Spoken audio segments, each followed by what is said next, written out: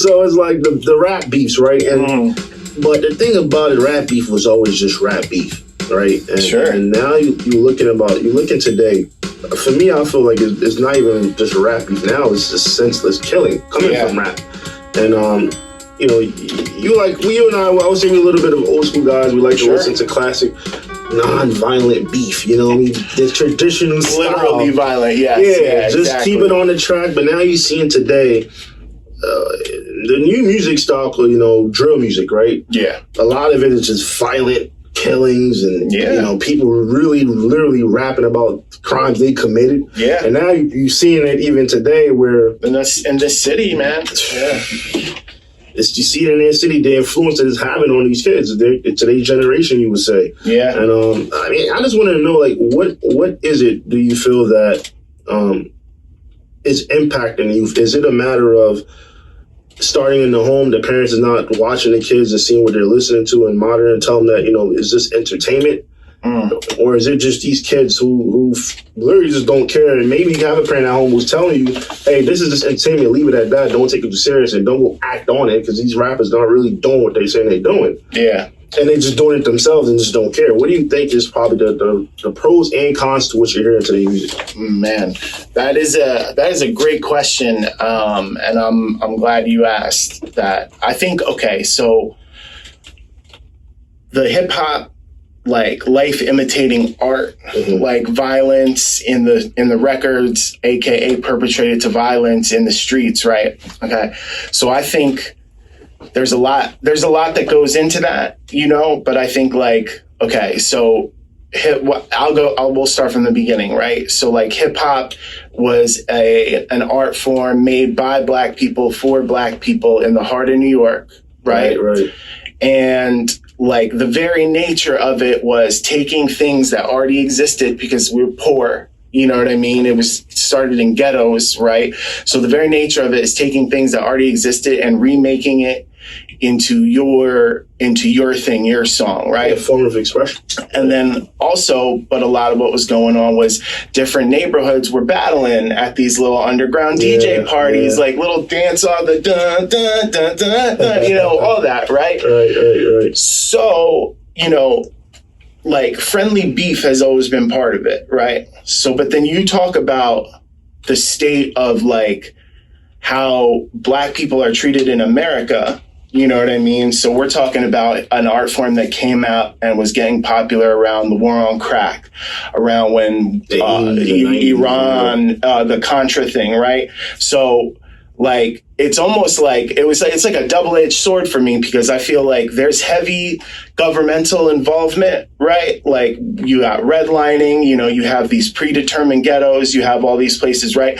So it's like, they're only at a certain point, artists are only talking about their lives. And like to say like, you know, Curtis Mayfield didn't write Pusha Man back in the 70s and he was talking about this. It was just, you know, a funk song, you know, so I think, you know, the beef became unhealthy and escalated through the 80s and 90s and then the Tupac Biggie stuff.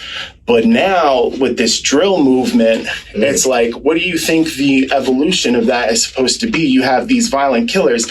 And here's the thing. There's record executives who are signing people based more on their gang activity. Not only want to say gang activity because that feels, but their activity outside of the studio than they are the actual track, right? And like, you can say Chicago drill, you can say New York drill, but it's everywhere, man. Like, and it's a whole culture and it involves like social media and these kids, you know, killing each other and then going on Twitter talking about, I'm smoking the pack of the person I just fucking killed, you know? And it's like, it's crazy. We even have it here in Philadelphia. Like, man, you go and you search up. I think there was a big arrest by the DA very recently. But like, you know, Google J100. You know, that was a young kid in his 20s got cut down right in front of a store while he was shooting a video, and all of their beef is, you know, all of this is documented on YouTube. Right. It's everywhere. So, you know, it's the consumers.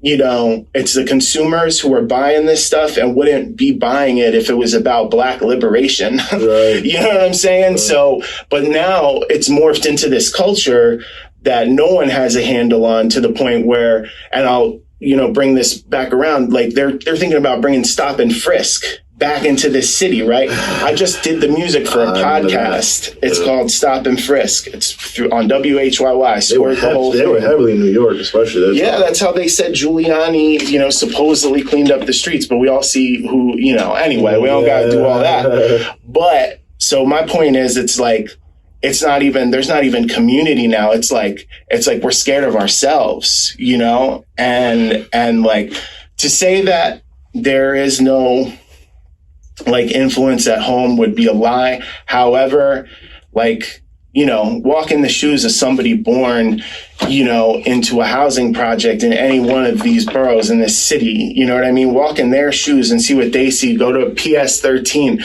you know what I mean? Fucking understand what a cop looks like at a very young age, you know what I mean? Have many resource officers in your school. It's like, we're breeding this. Like, this country is breeding this movement, is truly my thing. And the rap stuff, yeah, sure, that's a way to publicize it, but like, they don't want the communities that invented and make hip hop doing well and like rapping about, there's a handful of black billionaires. They want to be able to govern it.